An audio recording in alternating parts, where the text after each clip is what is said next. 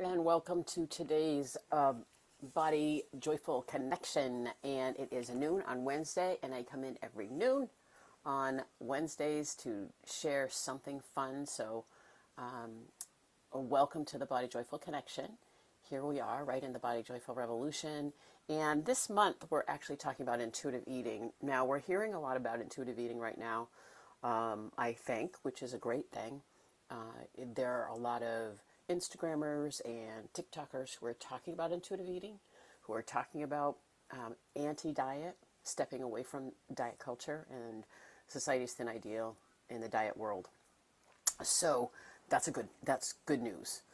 The unfortunate thing is that diet culture is a $72 billion industry, and so they are always going to be around. And so we just need more and more people to jump on this anti-diet, train, so that we have a little bit more staying power, right? And making sure that people are knowing a little bit more about intuitive eating. So today, last week we talked about all the 10 principles. So if you missed that, please, jump back to that particular one. What I think I will do after today's session is I will put these videos up into the guides under intuitive eating. So everything will kind of be in the same place. So if you're here and you're hopping in and you want to say hi or you want to comment or ask questions, please feel free to do that. I'm going to share a little bit about the stages today as it pertains to intuitive eating. So last week we talked about last week we talked about the stages, all 10 principles, and today we're talking about the stages. So are you ready to step into intuitive eating, and where are you on this kind of the stages that Evelyn Tribole and Elise Reich have kind of set out for intuitive eating, and what does that look like? So this is what I'm going to do, is I'm going to share a little bit about stage number 1, which I copied this off because I think it's really, just listen to some of these and notice and kind of jot down how many of these you either have or you had, right? So a lot of these I was at, they call it, stage 1, they call it hitting diet rock bottom. So this is kind of that readiness stage. I'm getting ready to try something new. So hitting diet rock bottom, and boy, did I hit diet rock bottom hard. So these are some of the things. So take a listen, jot it down. Is this where you still are? Or was this where you were and you're now beyond this? You've kind of set some of these aside. So attempts at losing weight have ended up in gaining the weight back. Frustration and failure feelings around weight loss attempts.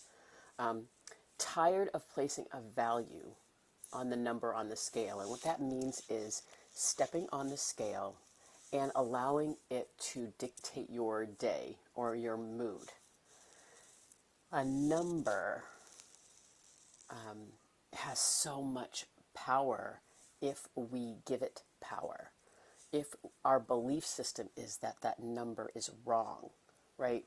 We get to choose if we want to change the meaning of that number.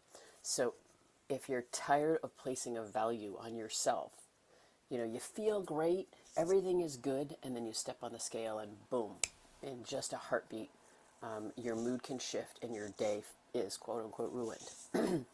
You think and worry about your weight and food all the time. Obsessive thoughts about food, obsessive thoughts about your body and about your weight and how you look and how people are perceiving you, all of those things.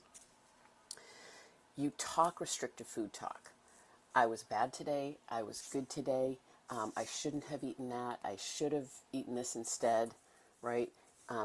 Connecting good foods and bad foods and yourself. Like as if I eat a bad food, I'm bad. So that's what I mean by that, right? So if you're talking restrictive food talk, and this now, if you're just jumping in, I'm talking about stage 1 of intuitive eating, hitting dieting rock bottom. So these are some of the things that you may be feeling, or you may be outside of this now and on to stage 2. So this is kind of that readiness. So if you're still classifying foods, you have lost touch with the biological signs of hunger and fullness. You don't know how your body feels when you're hungry. You don't know what fullness feels like. You think you should or should not when it comes to eating, right? I just was talking about that. You go to a restaurant and you think I should be eating this and not that, and I should be eating this and not that. So the shoulds and shouldn'ts. You dread foods you love because you think you'll never be able to stop eating them, right? And if you do eat them, there's shame and guilt. So stage one, rock bottom, if you feel shame and guilt around food, that's a sign, okay? Because actually, shame and guilt in the brain light up parts of the brain to continue to eat. And so it becomes this cycle. That's why we get stuck in this cycle. Shame, guilt, don't eat, eat. Shame, guilt, don't eat, eat. Shame, guilt, don't eat, eat, right? So it just spins around.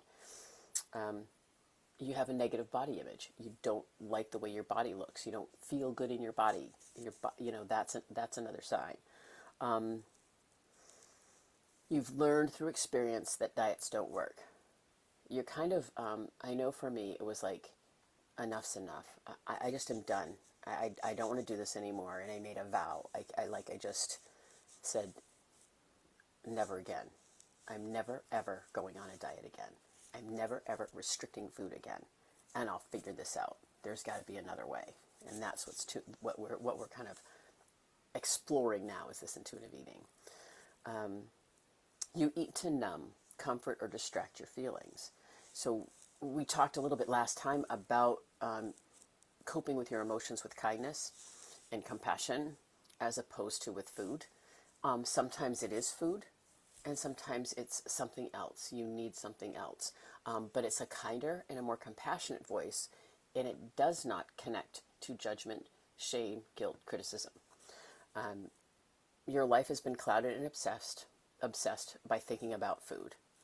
So I'm going to read just something that comes from the book. This stage continues until you feel stuck, frustrated, and discouraged. You are unhappily living this way and ready to do something about it.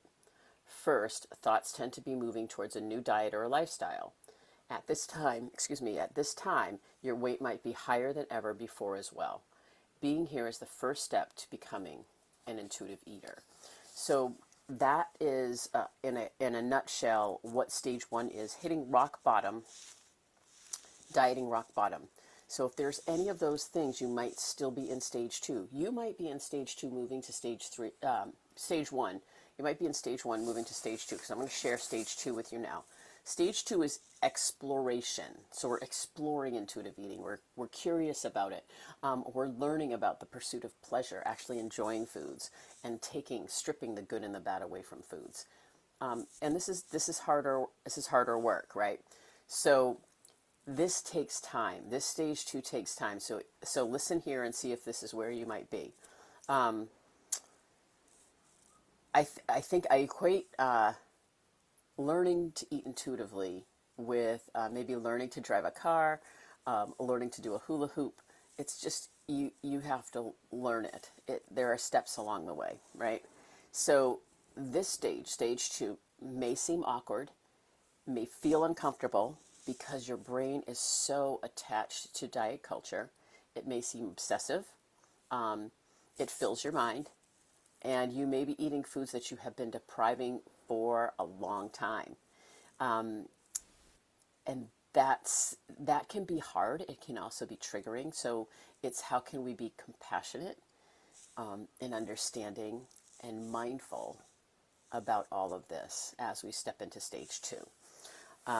So if you experiment with different foods, like sorting out for yourself, what do I truly like and what do I truly not like? I think I programmed myself to like certain foods, right? I kept saying, fake it till you make it. I kept saying I liked this particular food over and over and over again until I just kind of conned myself into liking a particular food. So what do you really like and what do you not like? Begin noticing the subtle cues and degrees of hunger. So this is where you're starting to tune into hunger. We talk about a hunger scale, 1 being very, very hungry and 10 being very, very full. And for many people who start this journey, They recognize 1 and they recognize 10, but the nuances of 2 to 9 are very hard to distinguish. So if you're starting to tune in a little bit more to your own hunger and fullness, that's a sign that you're in stage 2. You may eat larger quantities of meat of foods than your body needs, because it's really difficult to understand what's a comfortable fullness for you. Everybody has a different comfort of fullness level. Like, if you think about that scale, some people are comfortably full at a 7, others are comfortably full at an 8 or an 8.5. So we're trying to get to this 7, 8 on the scale for comfortable fullness.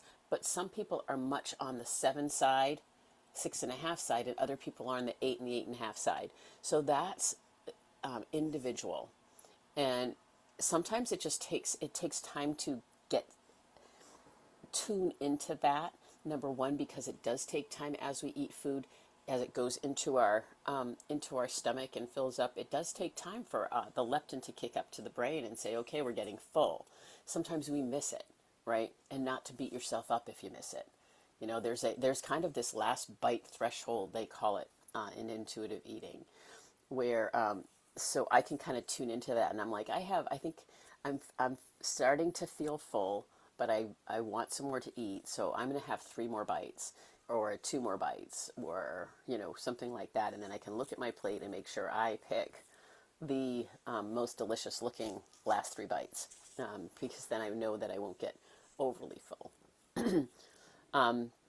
Your nutritional balance might be off as well, because you might be choosing particular foods from a particular food group versus other food groups. This is temporary.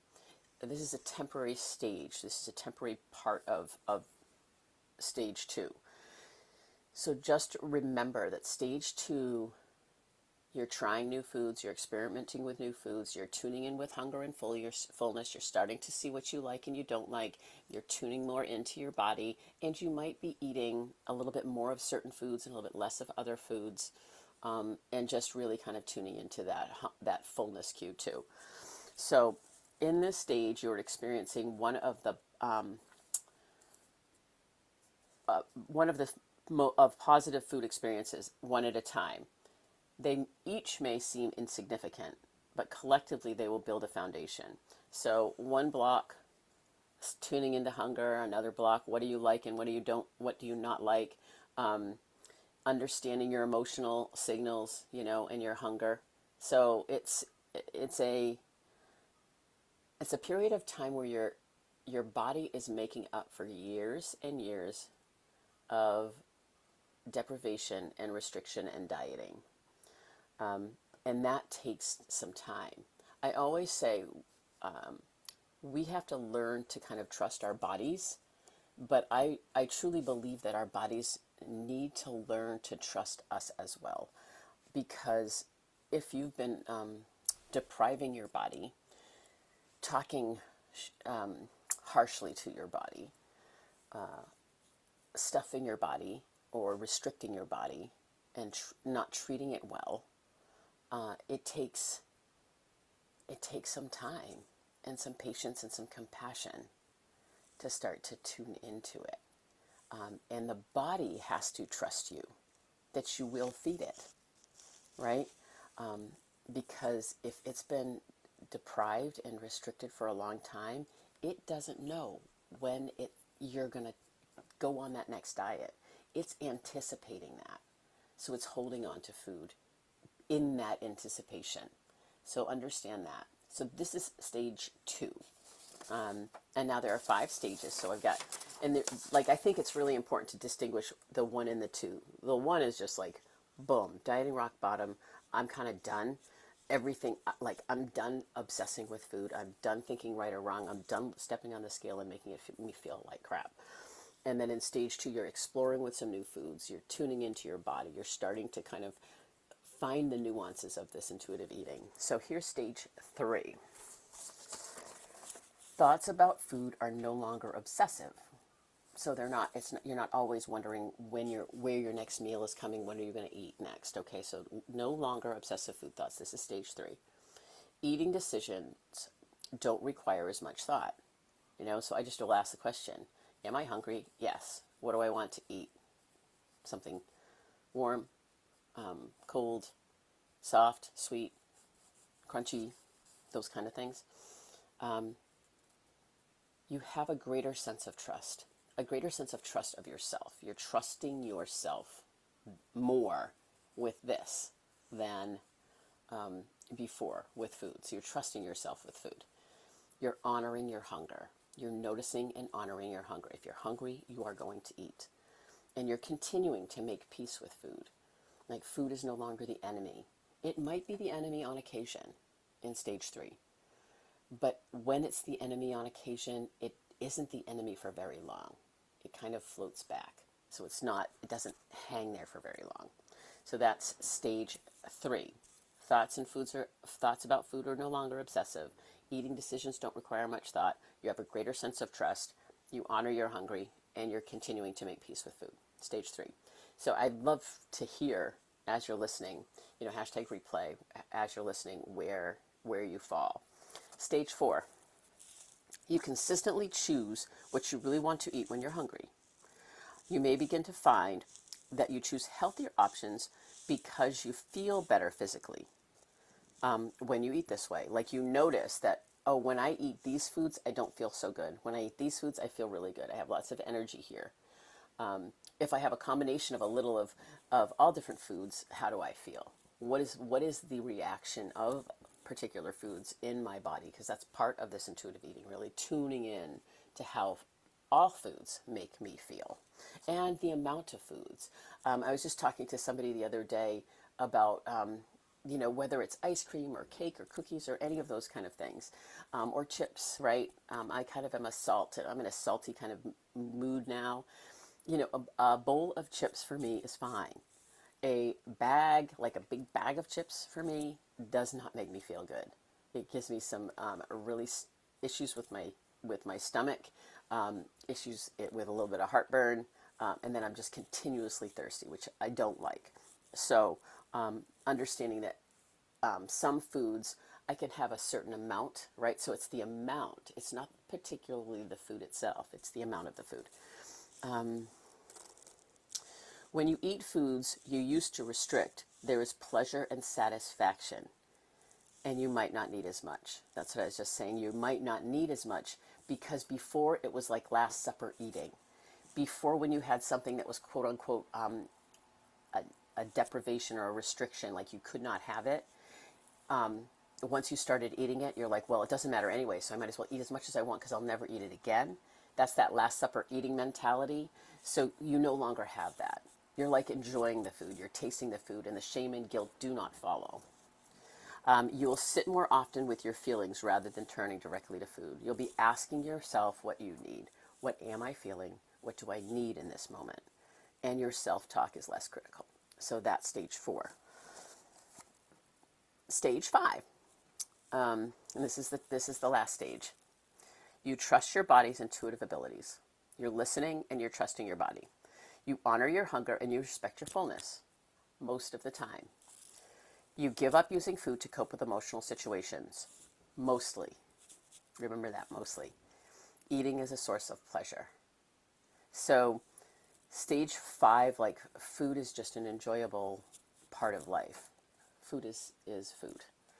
A great way to get a little bit more information about the stages. Obviously, the Intuitive Eating book is fabulous, but you can go right over onto the Shaping Perspective website and grab your free gift too. It's the 5 Secrets to Food Freedom and Body Confidence, or you can go up to Guides and get it right here in Guides as well, I believe. I think it's in the very first one. So, excuse me, I'm a little congested today. So I wanted to talk about the 5 different stages. What stage are you in? And I will tell you, it took me, I used to say 2 years. And I think that still is 2 years to get into like this stage 4-ish. right? And now I believe that I am in this stage 5, 4 to 5, right? I'm in that kind of float back and forth a little bit, depending on external stressors, how much external stress is coming at us, because that makes a difference, right, when it comes to our emotions and food. So today I've been talking about the stages of intuitive eating. Stage 1, hitting diet rock bottom. Stage 2, exploration, just kind of touching your toes into intuitive eating. Stage 3, starting to kind of move into understanding and trusting your hunger and your fullness and what intuitive eating is all about. Stage 4, feeling pretty comfortable about your body and about foods and eating when you're hungry, tuning into your hunger and fullness. And then stage 5, where food is just food and you enjoy it and there's no other shame or guilt. 4 and 5 are no shame and guilt. On stage 3, you might get a little bit of shame and guilt every once in a while, just because it is left over from years, probably, and years of diet culture. So I hope this has been helpful to understand what the 5 stages are. Where are you? Are you at stage 1, 2, 3, 4, 5? I'd love to hear in the comments. If you're watching this on replay, I have explained all 5 stages of intuitive eating and where are you. Last week we talked about the 10 principles of intuitive eating. Next week I'm going to talk about how you do get started and some of the myths around intuitive eating, because there are so many myths out there, like, oh, you just eat, cake and burgers all day. And that's not what intuitive eating is about at all. So I'm going to talk a little bit about the myths about intuitive eating and then dive into where do you start? How do you start? What does it look like to get started? All right, so that's it for our Body Joyful Connection. Thank you for popping in. Hashtag replay below. Let me know what stage of an intuitive eater you are. And we had a great time at our Body Joyful Campfire last night, so I hope you'll catch us next month. So that's, I can't wait to get started continuing those. We might change the night, though, because I might have another commitment on Tuesday nights, but we might just bump it over to Thursday nights. So I just wanted to let you know that. But we had a good time last night. Anyways, that's it for now, and I will talk to you soon. Have a great Wednesday.